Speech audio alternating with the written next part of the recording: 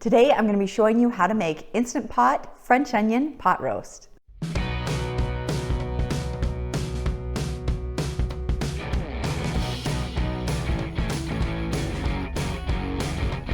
Hi, I'm Karen Peterson. Thanks so much for being here on my YouTube channel.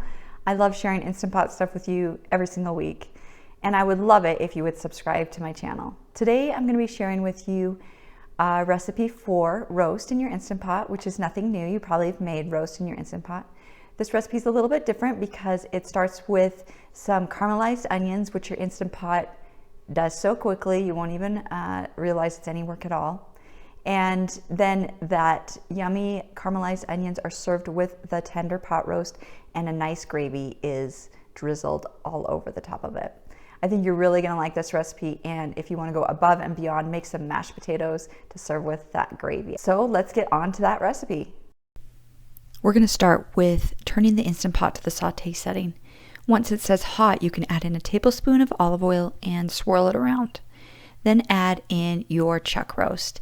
We'll let that brown on both sides for about 3 minutes, then move it to a plate when it's done browning on each side. Then we're going to add in 2 onions that have been sliced into these half moon slices. And we're going to stir those around well and kind of scrape the bottom of the pot off of any brown bits that remain on the bottom from the meat. And we're going to add in a half teaspoon of baking soda with those onions. And this just helps those onions develop that yellowing process quicker. And it just speeds up that process. So once those onions start to turn yellow a little bit and start releasing moisture, you can add in a cup of water. And then I'm adding a teaspoon of Better Than Bouillon beef base in with that water. Alternately, you can just add in 1 cup of beef broth. Then you can take that piece of meat and put it right back into the pot.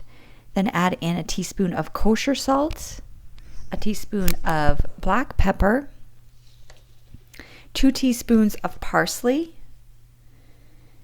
a tablespoon of minced garlic,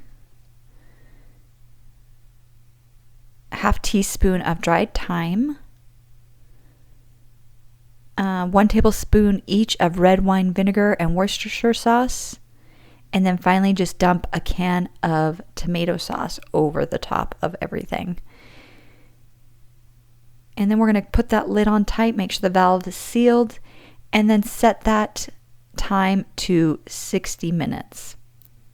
Once the time has expired, you can just let the pot sit for 15 minutes and then remove any remaining pressure. At this point, you can remove the lid and either use a strainer or slotted spoon to get those onions out and place them on a platter.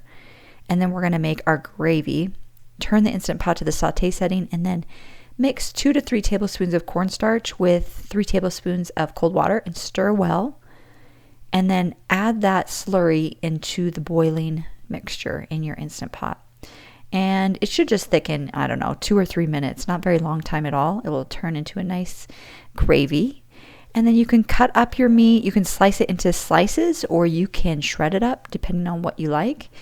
And then place that on top of the onions. And then we're going to put a lot of gravy over the top of the whole thing. And this onion gravy is just really what makes it so special. I know you're going to love this. I wanted to let you know that I have a cookbook. It's over 365 different pressure cooker recipes that you can use with your Instant Pot. And they're mostly all dinner recipes, and they're pretty easy, things that you have around the house, nothing too crazy. And if you'd like to order, I'm going to leave the link in the notes below, the description below. I thank you so much for your support. Those who have purchased already, thank you. I appreciate that. We will see you next time. Bye-bye.